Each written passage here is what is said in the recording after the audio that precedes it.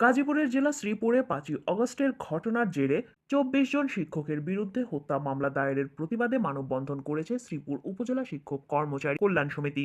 বৃহস্পতিবার বিকেলে মাওনা চৌরাস্তার আদাবর মোড় ঢাকা ময়মনসিংহ মহাসড়কে পল্লী বিদ্যুৎ মোড়ে এই মানববন্ধন অনুষ্ঠিত হয়। মানববন্ধনে সংগঠনের শ্রীপুর উপজেলা সভাপতি আব্দুল হান্নান সজল বলে, ছাত্র জনতার আন্দোলনে শিক্ষক সমাজও সহমর্মিতা দেখিয়েছে এবং বিভিন্নভাবে সহায়তা করেছে। এরপরও ৫ই অগস্টের ঘটনায় শ্রীপুর থানায় দায়ের করা কয়েকটি মামলায় ২৪ জন শিক্ষককে হত্যা মামলার আসামি করা হয়েছে, যারা প্রাথমিক, মাধ্যমিক ও মাদ্রাসায় কর্মরত আছেন। তারা দাবি জানান, যারা অপরাধের সাথে জড়িত নন এমন শিক্ষকদেরও মামলায় জড়িয়েছে, তাদের চিহ্নিত করে আইনানুগ ব্যবস্থা নেওয়া হোক এবং শিক্ষকদের বিরুদ্ধে দায়ের করা মামলা দ্রুত প্রত্যাহার করা হোক। এসব মামলায় আওয়ামী লীগ নেতাকর্মীদের পাশাপাশি নিরপরাধ অনেককেই আসামি করা হয়েছে। স্থানীয় সূত্র জানায়, মামলা বাণিজ্যে উপজেলা বিএনপির শীর্ষ নেতাকর্মীরা জড়িত থাকায় দলটির ভাবমূর্তি চরমভাবে ক্ষুণ্ণ হয়েছে। উপজেলা প্রাথমিক শিক্ষক সমিতি কর্তৃক আয়োজিত আজকের এই মিথ্যা মামলার প্রতিবাদে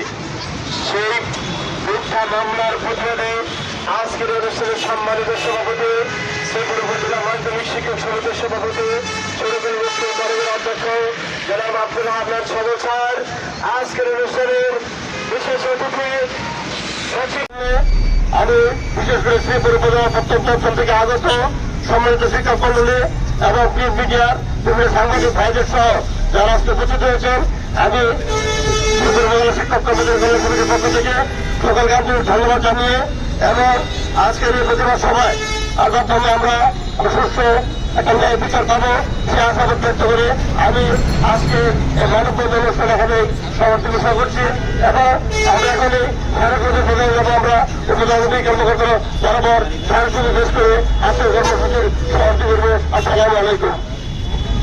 পড়াশোনা করে তারা ডক্টর যে বিশ্ববিদ্যালয় শিক্ষক হয়েছে, আজকে একটি প্রচুর কেবল আজকে আমরা যে আলোচনা এসেছে যেগুলো শুনেছি যে সাধারণ শিক্ষকদেরকে তারা শ্রেণীকক্ষে দিতে পারছে না।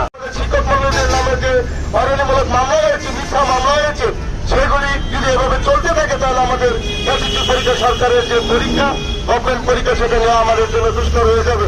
প্রিয় সাথীরা, বন্ধুরা আমার, আমরা চাই অনতিবিলম্বে আমাদের পরিবার পরিজন নিয়ে আমরা যাতে সুস্থ সুন্দরভাবে এবং আমাদের প্রতিষ্ঠানের যে ছাত্রছাত্রী রয়েছে তাদেরকে সুশিক্ষায় শিক্ষিত করে আমরা একটা সুস্থ সুন্দর সমাজ বিনির্ময়ে আমরা ঐক্যভাবে কাজ করতে পারি, সে আশাবাদ ব্যক্ত করে সকলের সুস্বাস্থ্য দীর্ঘ কামনা করে আমি আমার কাছে শেষ কিছু ধন্যবাদ সকলকে। বিশেষ অতিথি সচিব মহোদয় মহেন্দ্রনাথ স্যার, সাংবাদিক রহমান স্যার, সাংবাদিক স্যার সহ বিভিন্ন বিদ্যালয় থেকে আগত সম্মানিত শিক্ষক মন্ডলী, আমি আজকে এই কথাটা বলতে চাই, শিক্ষকরা শ্রেণীকক্ষের মানুষ, জাতি করার কারিগর।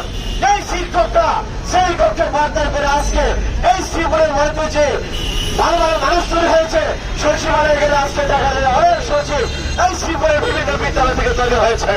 সেই কক্ষের সরকার করে তারা তৈরি করে দিয়েছে।